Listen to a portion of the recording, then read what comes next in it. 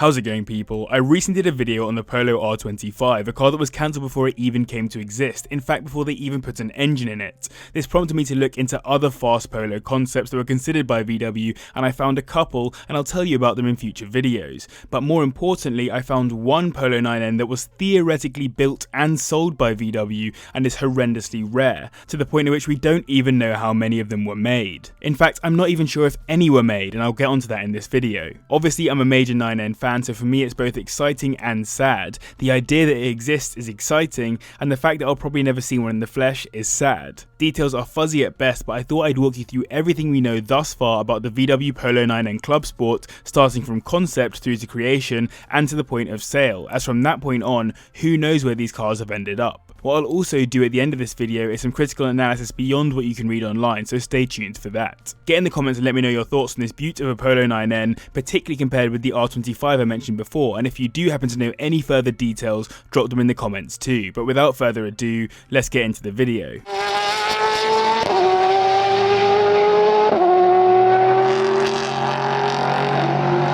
In order to tell you about this car, let me first take us back to 2004 when the 9N was still on sale. The German Touring Cars Championship, otherwise known as the DTM, gained a new support class at the start of the year, the ADAC Volkswagen Polo Cup. It gave young drivers the opportunity to get into racing while also giving them some TV time, kind of like the Clio Cup here in the UK.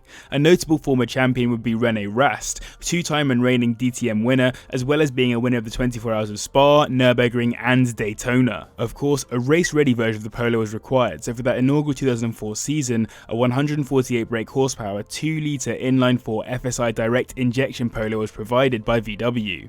It had a roll cage, 6-speed manual transmission, racing bucket seats with a hands device, and a slightly adapted braking system from the Golf R32. Now more recently you might have seen the 2013 Polo R Wrc, which is a limited run Polo meant to celebrate the success in the World Rally Championship, and that mindset was exactly what led to the creation of the Polo 9N ClubSport. It was made theoretically to celebrate this new VW series. Proof of this comes from the brochure, where it states the car will help owners to experience the fascination of motorsports and is made up of stamina, concentration and enthusiasm, which sounds a little bit raunchy if you ask me. But irrespective, a key difference between the Polo R Wrc and the ClubSport is just how motorsports focused the ClubSport is. It was produced by Volkswagen's individual group, which is probably worth a video of its own, but it's basically the team that brings us any of the R cars and allow customers to completely personalize their new VWs however they see fit. In simple terms, it's an in-house customization team and is a subsidiary of Audi Sport. Thanks to Individual, it was almost identical to the track cars mentioned before,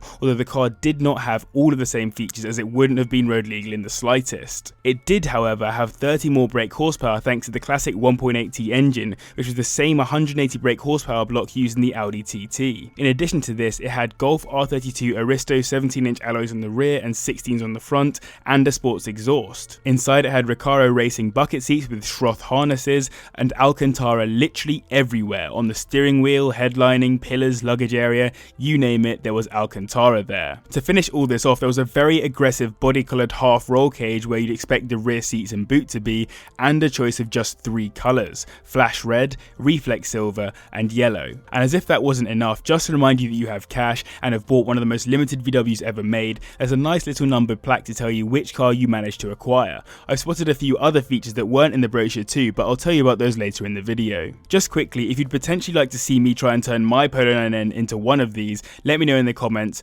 follow me on Instagram to see the current status of my car, and subscribe so you stay up to date on new videos as and when they hit. All of the information so far came from the brochure and the 2 articles about this car that I could find on the internet. These are the only articles that even mention the car's existence, and I could find no videos about it whatsoever. The only one I'm aware of exists at the Auto Museum VW in Wolfsburg, the same place the R25 was spotted, and by scouring through numerous holiday goers videos I was able to see it lurking in the background a few times, as you can see here. The number 53 of course harks back to the legendary Herbie Beetle, although I can't for the life of me work out why, given this is a Polo not a Beetle. My educated guess would be that it's just because of Herbie as a VW Motorsports icon, but it could just as easily be because they thought it looked cool. There is sadly no data that I could find on how many of these were produced, how many were sold, what kinds of customers they were sold to, when any have been sold since, and where any of them are, not including the one at the museum. Now to me this is a very worrying sign. With the limited run Polo R Wrc mentioned previously, we know exactly 2,500 of them were made,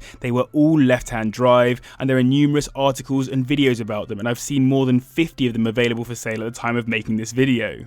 And yes, I realise that ClubSport came out 9 years beforehand, when social media wasn't really a thing, but automotive journalism was still very much alive and kicking. I can find plenty of articles from the time on performance VWs like the Golf R32 and even the VW Polo GTI Cup, but I can't find anything on the Polo ClubSport. Now I reckon there are a number of potential options here, with these three being the most likely. Option 1, VW produced the initial car, promoted it to see if there was any interest, and decided for whatever reason it wasn't worth going for, hence we have the Herbie ClubSport and no other ones exist. Option 2, VW produced the car on an incredibly limited run and sold to only a few people, who have now garaged them away only to be seen when they are worth a small fortune for their rarity. Maybe they were only even offered to competitors in the VW Polo Cup. Option 3, VW individual cancelled the car before it really materialised other than the promotion model, and focused their attention instead on the 9N3 GTI Cup, which they were also responsible for, as this was of course also related to the race series, and the 9N3 raced the series for 5 of the 6 years it existed, so it would make sense to sell that car more widely.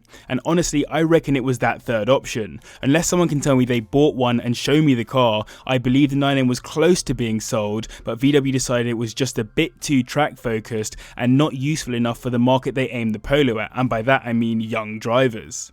This is why the 9N3 Cup instead comes with 5 seats, a 5-door option, no intrusive roll cage, but still that 1.8T 180 brake horsepower engine, the R32 alloys, the sports exhaust, and all the rest, including a very similar set of paint colours to choose from. It was the happy medium that would actually make some sales and not just be a stripped out racer for the roads. When VW promoted the car in the first place, it was advertised alongside the actual race cup car too, which sorts of backs up this theory. However, this is all just speculation still, I could be completely wrong, so please let me know if you think or know any differently in the comments down below. Whether or not it exists, the ClubSport still has a legacy, as compare the modifications on the modern Golf GTI ClubSport or ClubSport S to the Polo 9N ClubSport, and you'll see the concept is very similar.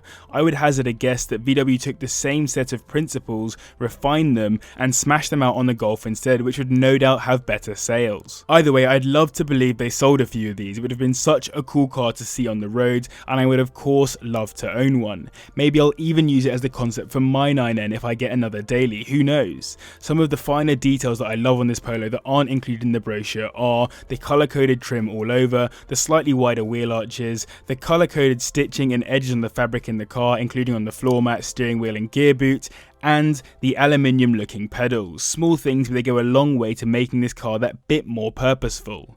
Anyway, I think I've gone on long enough about this car, it's time to end the video. Massive thanks to you lot for watching the video, I hope you learned something. Huge thanks to the patrons for their continued support. Remember to like, comment and subscribe for more weekly car content, but thank you very much for watching, and I'll see you in the next one.